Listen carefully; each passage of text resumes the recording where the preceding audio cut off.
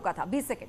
मैं ये कह रहा हूं, सबसे पहली बात तो ये है, जिस तरीके से योगी आदित्यनाथ जी ने घोषणा की है कि अब इसका नाम आजमगढ़ से आर्यमगढ़ होगा, तो ये सबसे पहली बात तो नाम चेंज करने की सीरीज में ये भी एक नया नाम है। दूसरी बात मैं ये कहना चाह रहा था बहुत शांति से कि अनुराग भदौरिया जी से आप कोई भी प्रश्न पूछेंगे, वो उसका जवाब न देके कुछ नई चीज निकाल के लाएंगे और उस पर कहानी शुरू कर देंगे। हमने इनसे पूछा था कि शिवपाल यादव चाचा हैं कि नहीं है, क्या उनका कोई राजनीतिक वजूद है कि नहीं है, क्या वो स्टार प्रचारक हैं या नहीं है, क्या वो चुनाव करने के लिए भेजे जा रहे हैं कि नहीं भेजे जा रहे हैं। अगर अखिलेश यादव स्वयं नहीं जा रहे तो अखिलेश यादव इसकी चिंता आपको क्यों है? ये सवाल तो हमने भी 2 बार पूछा, लेकिन शिवपाल यादव पर कुछ बोलने को तैयार नहीं है समाजवादी पार्टी। ये सवाल तो मैंने भी 2 बार पूछा अनुराग भदौरिया जी। को कमजोर करने के लिए चाचा को कहाँ भूल गए? चाचा को कहाँ भूल गए? वो कह रहे हैं मैं मौन होकर सब कुछ देख रहा हूँ, आशीर्वाद किसको दूं, मुझे तो भेजा ही नहीं गया वहां पर चुनाव में। अच्छा, कमाल की बात देखिए, भारतीय जनता पार्टी जनता की चिंता नहीं कर रही है। जनता परेशान है। 4 साल की नौकरी देने जा रही है, 4 साल की नौकरी, उस पे ये नहीं बोल पा रहे हैं गुप्ता जी, कौन गुप्ता है पता नहीं है, उस पे नहीं बोल पा रहे हैं, इनकी हलक अनुराग जी, अरे बोलो 4 चुनाव पर बोलिए।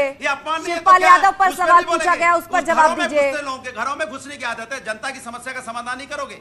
आपको सत्ता में दिया गया जनता के लिए ना, घर तो जो है वो जनता की सेवा में है ना, रोटी बनती है किसके घर में नहीं घर बनती से है, तो जनता के सेवक है ना। क्या इनका? अरे सवाल सब पे पूछा जाएगा। जनता का रोजगार कैसे करोगे, जनता का सम्मान कैसे होगा, ठीक है, कैसे मेडिकल कॉलेज होंगे, कैसे हॉस्पिटल बनेंगे, कैसे वहां पे इसको कॉलेज स्कूल बनेंगे, कैसे 4 साल की नौकरी आप देके जो अपमान कर रहे हो, जो उनका जो ठीक है अनुराग भदौरिया जी, आप नहीं बोलेंगे शिवपाल यादव पर, 5-5 साल तैयारी करते हैं उनको, आप 4 साल नहीं बोलेंगे शिवपाल यादव पर, आप नहीं जवाब देंगे अखिलेश यादव पर कि वो चुनाव प्रचार के लिए वहां पर क्यों नहीं गए। भर्ती और भरी जवानी में रिटायरमेंट। ठीक है सुजीत सम्राट, अनुराग जी बात पूरी रख दी आपने, अपनी बात पूरी रख दी। सुजीत सम्राट बताइए, आप लोगों को सपा और बसपा दोनों को विकास का राहु केतु कहा गया, समाजवादी पार्टी के कार्यकाल को आतंक से जोड़ा गया कि आजमगढ़ में एक आतंकी फैक्ट्री बन गई थी, या आतंकियों के खिलाफ या उनके ऊपर जो सॉफ्ट स्टैंड रहा सपा का, उसको बार बार निशाने पे लिया जाता है। आपको भी कहा जाता है कि विकास के मामले में प्रदेश को पीछे धकेलने का काम बसपा ने किया है। मैडम मुझे 30 सेकंड देना जी, क्योंकि मेरी बात पूरी नहीं होती है। ये दोनों की नूरा कुश्ती आप करा रहे हैं, ये ऐसे ही तो फील्ड में करते थे, यहाँ पे कर रहे हैं। जनता जानती है इन दोनों के बारे में, और ये दोनों मिले हुए हैं क्योंकि इन दोनों को, सपा को और बीजेपी को, एक दूसरे की राजनीति शूट करती है, हिंदू मुसलमान की, क्योंकि मुसलमानों की राजनीति सपा को शूट करती है, हिंदू की राजनीति इनको शूट करती है, बीजेपी वालों को। इनको जनता के मुद्दों से कुछ लेना देना नहीं है। जनता के मुद्दे हैं रोजगार का, जनता का मुद्दा है एजुकेशन का, जनता का मुद्दा है लॉ एंड ऑर्डर का। उनकी कोई बात नहीं करेगा यहाँ पे, हिंदू मुसलमान की बात करेगा, नाम परिवर्तन की बात करेगा। पहले ही अगर हिंदुस्तान बनाना चाहते हैं देश को बीजेपी वाले, तो मैं आपको बताना चाहता हूँ, तो पहले तो अपनी पार्टी का नाम चेंज करें। भारतीय जनता पार्टी है तो उसको हिंदू जनता पार्टी बनाए पहले, अगर नाम चेंज करने वाली बात है। और रहा बहन कुमारी मायावती का जब शासन था तो लॉ एंड ऑर्डर कितना अच्छा था उत्तर प्रदेश के अंदर, आज लॉ एंड ऑर्डर है क्या? एक जाति को देखकर, जनता ने हमें लॉ एंड ऑर्डर के नाम पर वोट दिया है, खासतौर पर महिलाओं ने लॉ एंड ऑर्डर के नाम पर वोट दिया है। जाति धर्म से ऊपर उठकर महिलाओं ने लॉ एंड ऑर्डर के नाम पे वोट दिया, इसी को तो भाजपा मानती है कि बम्पर जीत। ये आपकी गलतफहमी है मैडम, गलतफहमी है आपकी। तो जाति के नाम पर क्या है? हिंदू बसपा ने मुसलमान के अपना नाम वोट पर ट्रांसफर कर दिया बीजेपी को। आज भी ये आजमगढ़ में हिंदू मुसलमान के नाम से राजनीति करना चाहते हैं।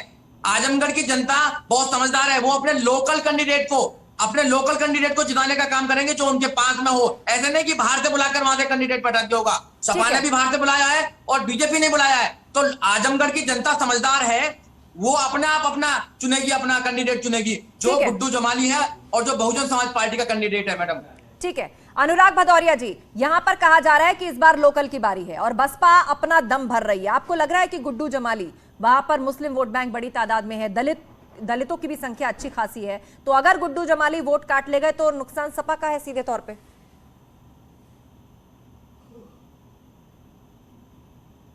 चलिए अनुराग जी के पास हम जाएंगे, उनका फोन फिलहाल डिस्कनेक्ट हो गया, लेकिन इस बीच सुजीत सम्राट बात पूरी कीजिए, दिखाएंगे हम देखने का।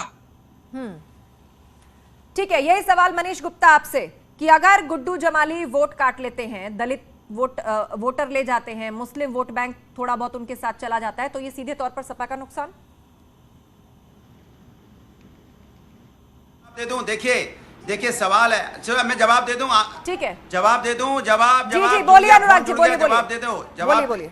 अरे सवाल ले लीजिए जी, सवाल क्या है, सवाल क्या है, बोलिए, जल्दी बोलिए। सवाल ये है कि बसपा कह रही है इस बार लोकल कैंडिडेट की बारी है, सपा को भी आजमा लिया, भाजपा को भी आजमा लिया, गुड्डू जमाली जीतेंगे। और आपको लग रहा है कि गुड्डू जमाली अगर मुस्लिम वोट बैंक काट ले गए, दलितों का साथ मिल गया, तो सपा के लिए यह मुश्किल खड़ी कर सकते हैं? आपको लग रहा है? ये बात देखिए, ये बात अगर मुझसे जब डिबेट खत्म हो जाए तो अपने जो वहाँ चैनल वाले जो गए होंगे रिपोर्टर, उनसे पूछ लोगे, वो बता देंगे कौन जीत रहा है। समाजवादी जीत रही हो, आपको आस्ते से बता देंगे। और ये भी बताएंगे, बताना नहीं किसी को, जीत समाजवादी रही है। अगर किसी को बता देंगे तो हम लोग बेचारे नौकरी कर रहे हैं, इसलिए वो उनसे अकेले में पूछ लीजिएगा, वो बता देंगे कि समाजवादी वहाँ पूरी बहुमत से जीत रही है, कहीं कोई नहीं है। कहते हैं कोई नहीं है टक्कर में, क्यों पड़े हो चक्कर में? वहाँ कोई टक्कर में ही नहीं है। वो कह रहे हैं हम हैं, वो 2-4 वहाँ मंत्री घूम रहे हैं लिए, उनके पीछे कोई है ही नहीं। मीटिंग करते हैं 200 लोग नहीं आते हैं, और 200 लोग के सामने क्या क्या बोलते हैं सुना आपने? एक मंत्री कह रहे थे तुम वोट नहीं भी दोगे तो भी हम जीत जाएंगे, वोट नहीं दोगे। देखो 2017 में वोट नहीं, हमने बोला था वोट नहीं दोगे तो भी जीत जाएंगे। वो बेचारा जनता का ही अपमान करेंगे, तुम नहीं दो तो भी हम जीत जाएंगे। तो जनता जानती है, क्योंकि उनकी भीड़ आती नहीं है, कोई कहीं भीड़ नहीं है, कुछ नहीं है, खाली वहाँ पे होटल भरे हुए हैं, सारी अपनी गाड़ियां लेके घूम रहे हैं। लेकिन जनता ने कहा भैया